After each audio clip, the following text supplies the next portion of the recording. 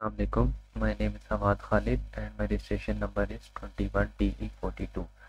आज हम DSP की लैब नंबर 6 को देखेंगे जिसमें हम डिस्क्रीट फोरियर ट्रांसफॉर्म्स की प्रॉपर्टीज़ और पाथ फोरियर ट्रांसफॉर्म्स की प्रॉपर्टीज़ को देखेंगे। इस लैब का बेसिक ऑब्जेक्टिव है हमारे पास representation of discrete time signal into frequency domain via FFT और रेजोल्यूशन ऑफ स्पेक्ट्रम और computation of magnitude phase and power spectrum. पहला टास्क इसका हमारे पास है लैब नंबर 6 का, जिसमें हमारे पास केवल सिग्नल दे दिया है एक्स की फॉर्म में 1 से लेके 8 तक 1 2 3 4 5 6 7 8 और साथ हमने इसका डेसिमेशन फैक्टर डिफाइन कर दिया जो कि है हमारे पास m इज इक्वल टू 2।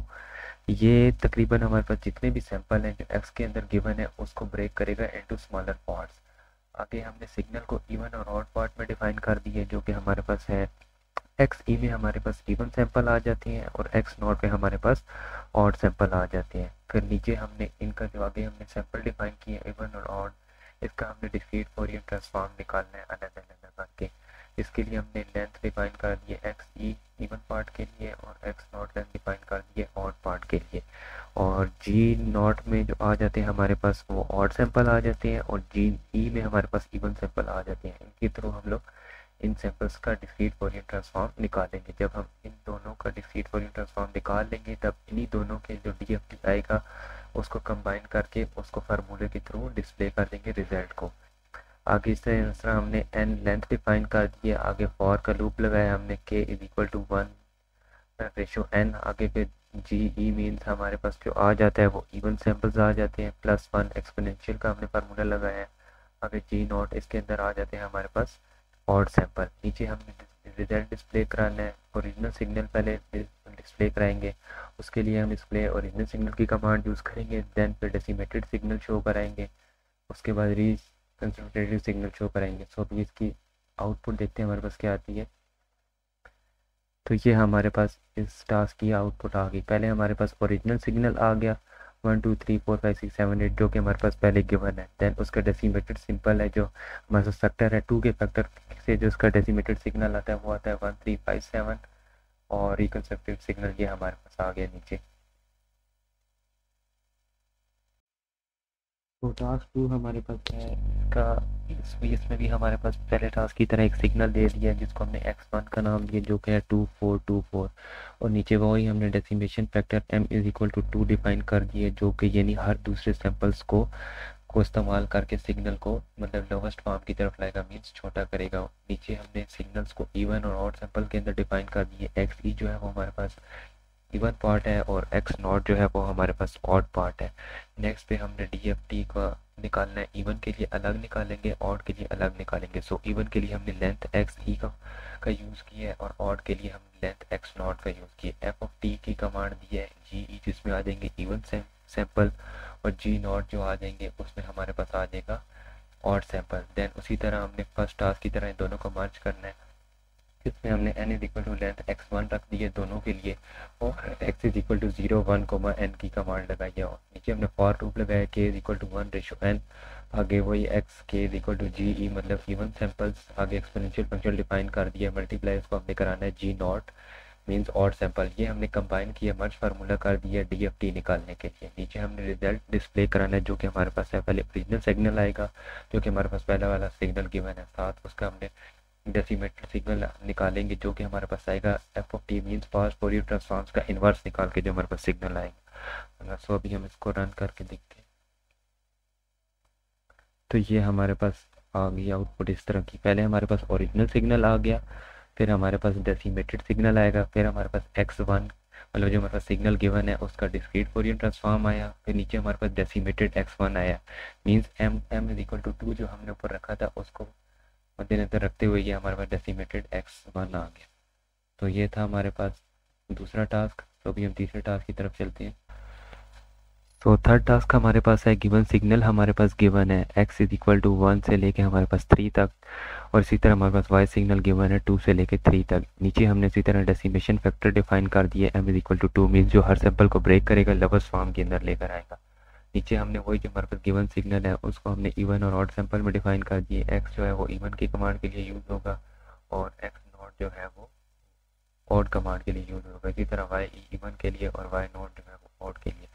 इसी तरह हमने DFT निकालना है, इवन के लिए अलग निकालेंगे और सैंपल के लिए हम अलग निकालेंगे।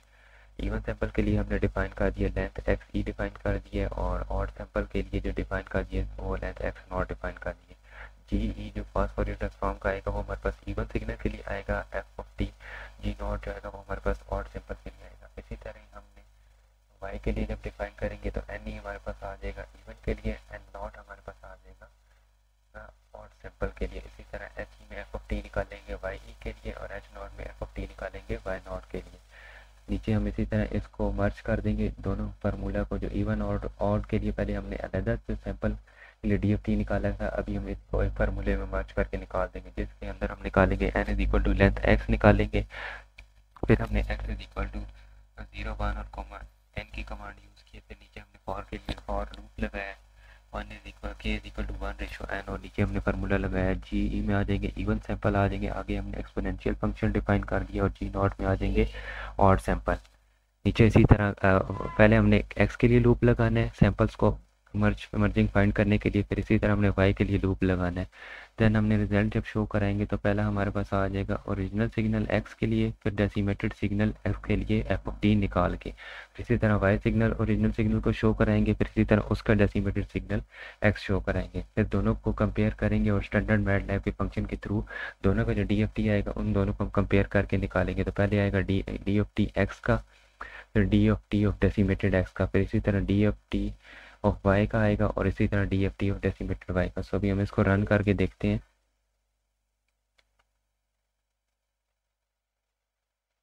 तो ये हमारे पास आ गया ओरिजिनल सिग्नल x का, फिर डेसिमेटेड सिग्नल x का आया, फिर y का ओरिजिनल सिग्नल, फिर डेसिमेटेड सिग्नल x का, फिर decimated DFT of y x आया, फिर DFT of decimated x, DFT फिर y आया, फिर DFT ऑफ डेसिमेटेड y। ये चार जो हमारे पास आए ये हमने जो पहले DFT निकाला था उसको हमने कंपेयर किया मैटलैब के स्टैंडर्ड फंक्शन से। सो ये था हमारे पास टास्क नंबर 3।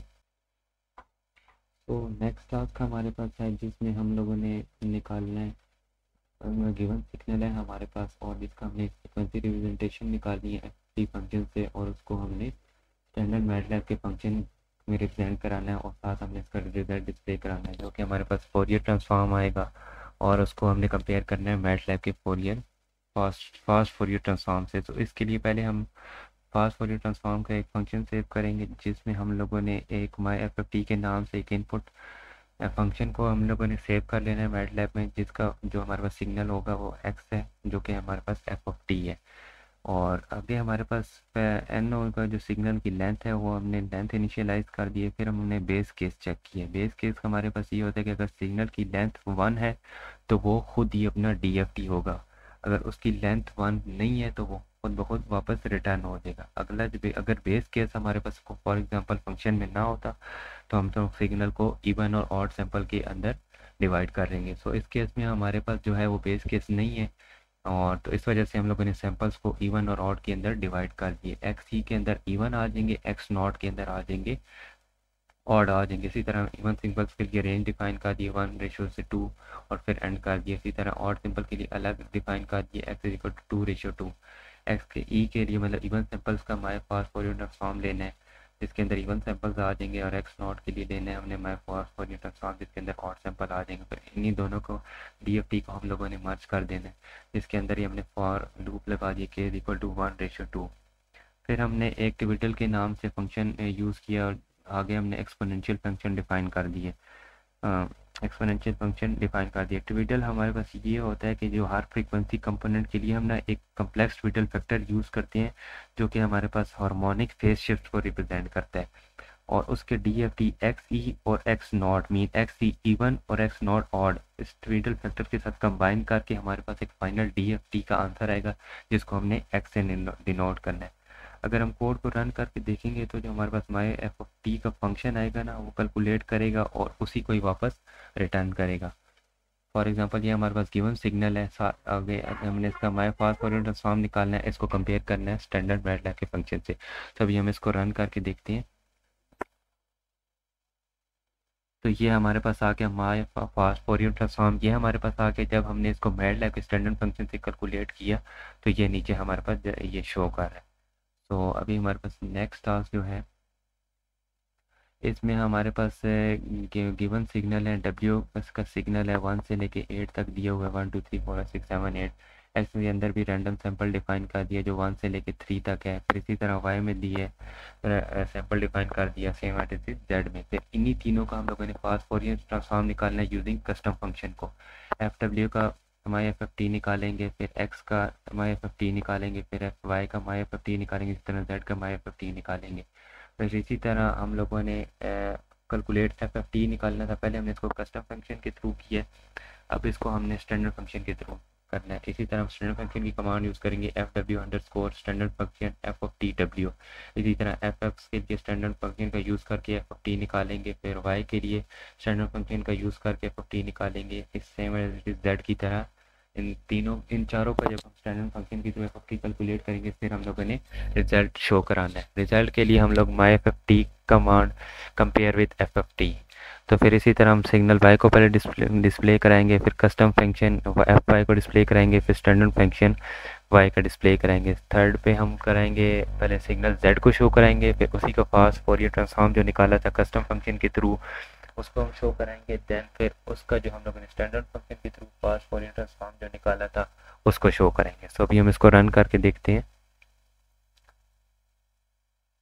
तो ये हमारे पास आ गया है my F of T compare with simple F of T.